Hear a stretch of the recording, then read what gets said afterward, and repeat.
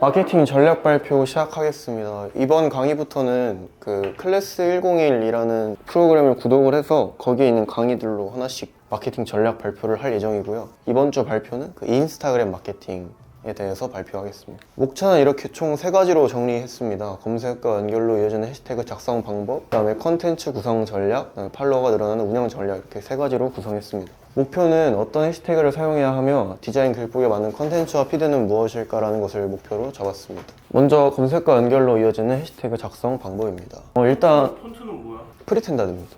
많이 늘었다.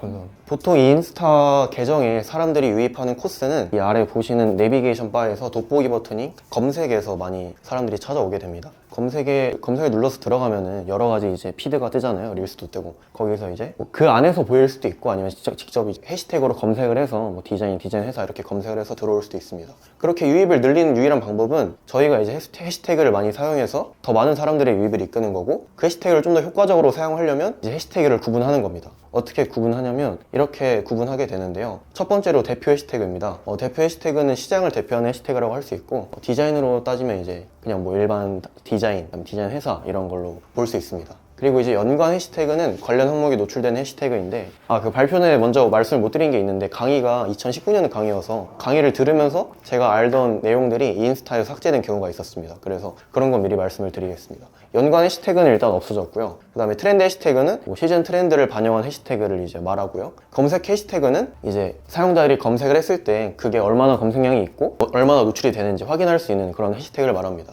이 검색 해시태그는 지금도 저희가 블로그 검색량에서 이용하고 있는 마피아넷에서 확인이 가능하고요. 그래서 이제 앞으로 해시태그 사용할 때 마피아넷에서 확인 후에 해시태그를 단다면 좀 더 효과적으로 사용할 수 있다고 생각합니다. 예시를 간단하게 들자면 이렇게 볼 수 있을 것 같고요. 뭐 트렌드 해시태그는 디자인에 관련된 해시태그가 아직 뭘까 생각했는데 그건 못 찾았고, 지금 제가 생각했을 때 가장 트렌드였던 건 아무래도 슬릭백 챌린지이지 않았나 해서 예시로 저렇게 넣어놨고요. 검색 해시태그는 이제 마피아넷에 보통 많이 쓰여지는 뭐 디자인 대행사나 상세 페이지, 이런 모든 검색 해시태그를 좀 예시로 담아봤습니다. 해시태그 이용 방법입니다. 검색 해시태그에 브랜드 해시태그를 넣는 겁니다. 예를 들어서 뭐 상세 페이지와 디자인 글북을 넣어서 이제 해시태그를 넣는 겁니다. 근데 이 해시태그는 거의 필수이고, 인스타그램 피드에 올라갈 수 있는 최대 해시태그가 30개인데 거기서 50% 이상이니까 15개 이상으로 이 해시태그를 넣어야 됩니다. 그리고 또 대표 해시태그가 있는데, 이 대표 해시태그는 계정 규모에 따라서 설정을 해야 합니다. 저희는 아직 이 해시태그를 사용한다고 해서 더 많이 노출될 확률은 적기 때문에 저희가 쓰려면 이제 대표 해시태그 2개, 그 다음에 연관 해시태그 많아야 5개 이렇게 사용을 해서 적을 수 있을 것 같고, 트렌드 해시태그는 뭐 디자인에 대한 이슈나 시즌 이슈가 있을 때만 사용하는 것이고, 이제 이렇게 고객을 이끄는 해시태그뿐만 아니라 고객에 저희가 직접 찾아가는 해시태그 또한 사용해야 합니다.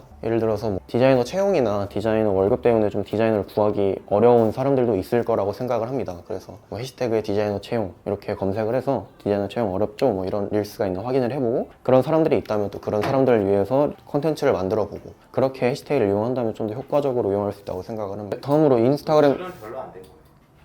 컨텐츠 구성 전략입니다. 컨텐츠의 종류는 이렇게 좀 강의에서는 5개로 구분을 했는데요. 제가 말씀드릴 거는 그 위에 3개만 말씀드리려고 합니다. IGTV는 없어졌고요. 라이브는 저희가 한다고 해도 이 효과가 있을까 싶어가지고 설명에선 제외했습니다. 당연히 라이브 해야지 저희 구독자 팔로워 많이 있대. 알겠습니다. 라이브 콘텐츠도 하나 생각해야 돼요. 네, 먼저 피드입니다. 피드는 이제 브랜드의 첫인상이라고 할 수가 있는데요. 이 사용자가 피드를 본다는 거는 이 계정을 팔로우할지 아니면 이 서비스를 구매할지 고민하는 공간입니다. 그래서 그런 사람들에게 해시태그와 콘텐츠로 고객의 방문 목적을 해소시켜주는 게 이제 피드이고, 그렇게 피드에 정착을 했다면 뭐 스토리나 하이라이트나 릴스를 통해서 계속 탐색할 수 있도록 도와주는 역할을 합니다. 피드 디자인의 종류에는 이렇게 4가지가 있습니다. 먼저 왼쪽에 보고 계신 사진과 같이 동일한 구성을 한 줄에 업로드하는 라이닝 방식이 있습니다. 통일성은 좋지만 무조건 올릴 때 3개를 올려야지 구성이 안 깨진다는 단점이 있고요. 그 다음에 오른쪽은 바둑판식으로 이제 안정된 구도를 잡아주는 그런 피드 디자인의 종류입니다. 이렇게 남자가 바둑판식으로 있고, 뭐 다른 외적인 부분이 바둑판식으로 있고, 이렇게 좀 해야 구도가 안정적이고, 그 다음에 왼쪽에 보이시는 게 여백 적용인데요.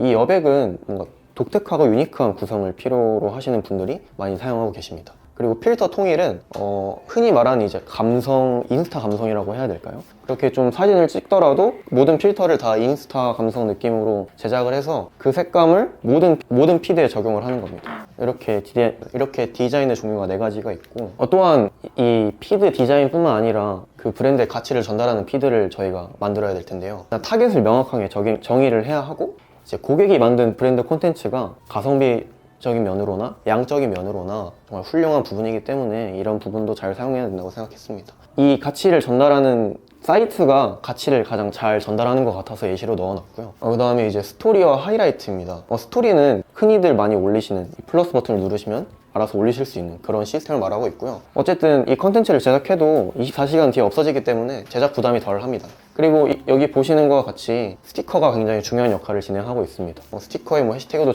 달 수도 있고 링크도 달 수도 있고 설문조사도 할 수 있기 때문에 이렇게 부담 가지지 않아도 많이 효과적으로 이제 사용할 수 있는 컨텐츠라고 볼 수 있습니다. 그리고 또한 저희 회사를 잊고 있던 사람들이 있을 텐데 그 고객들에게도 보여줄 수 있는 툴이라고 할 수 있습니다. 다음으로 하이라이트인데요. 이 스토리를 다 모아놓은 게 하이라이트라고 생각하시면 편합니다. 페이스북으로 따지면 이제 카드뉴스 같은 그런 구조를 가지고 있고, 기존의 스토리도 사용이 가능하고, 제품의 구체적인 정보를 저희가 직접 스토리에 올려서 그거를 다 정리해서 하이라이트에 넣는다든지, 아니면 정보적인 콘텐츠나 고객 후기, 공지사항 같은 거를 하이라이트에 모아놔서 다방면으로 활용할 수 있도록 도와줄 수 있는 툴입니다. 마지막으로 팔로워가 늘어나는 운영 전략입니다. 일단 저희 글복은 이미지로 표현하기 굉장히 어려운 무형 서비스입니다. 근데 하지만 인스타는 이 사진으로 소통을 하는 플랫폼이고, 어쨌든 저희는 설명을 해야 하는 서비스 브랜드 인스타의 한계가 있는데요. 이걸 극복하려면 일단 피드로는 무조건 사람이 등장해서 어떤 콘텐츠를 가지든 설명을 하는 그런 피드를 제작을 해야 됩니다. 해시태그는 항상 필수고요. 그 정보들은 캡션을 통해서 넣고, 그 다음에 다음 스토리와 하이라이트로 저희 글복만의 서비스의 정보를 카드뉴스 타입으로 제공을 한다던가, 그렇게 해서 그나마 좀 이미지로 표현할 수 있도록 스토리와 하이라이트를 잘 사용해야 하고, 이 강의에서는 이제 릴스를 IGTV를 서비스를 안내해주는 영상으로 제작해야 된다고 말을 했는데, IGTV가 없어져서 이제 릴스로 한번 바꿔서 넣어봤습니다.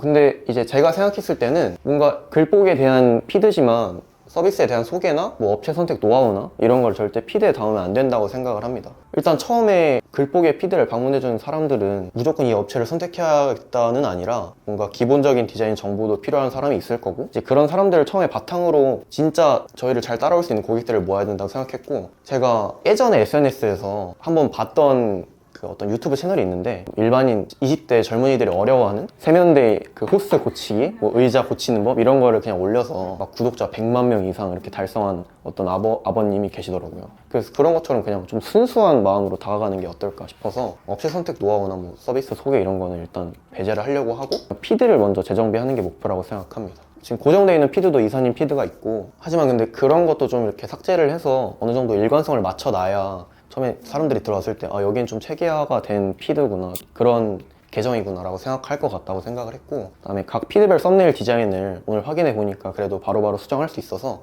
이거는 디자이너분들과 같이 좀 상의를 해서 썸네일을 부탁을 드려야 될 것 같습니다. 그래서 이제 그 피드 디자인에서 뭘 정해야 되냐 많이 생각을 해봤는데, 뭔가 라이닝이나 그런 바둑판식 배열보다는 여백을 적용해서 아니면 필터를 통일해서 좀 더 유니크하게 고객들에게 다가가는 게 어떨까라고 생각을 해봤고요.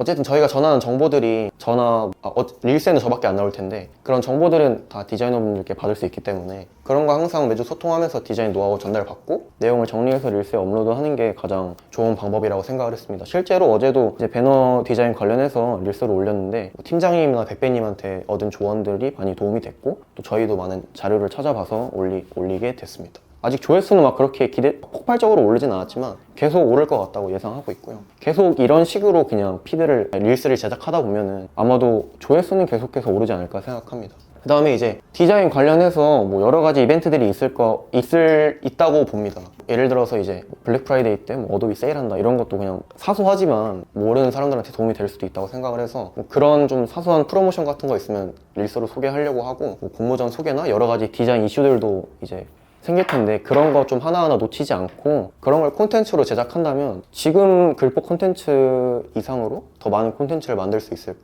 있지 않을까라고 생각을 해서 이렇게 운영 계획에 적어봤습니다. 오늘 발표는 여기까지입니다. 감사합니다. 진짜 인스타그램 기본기가 갖춰져. 진짜 기본. 이게 옛날 건데도 들으라고 했더니 네. 이게 기본이야. 기본이 깔린 상태에서 릴스를 만들어야 되는데, 네. 아무것도 모르고 만들면 안 좋아서. 고생하셨습니다. 고생하셨습니다.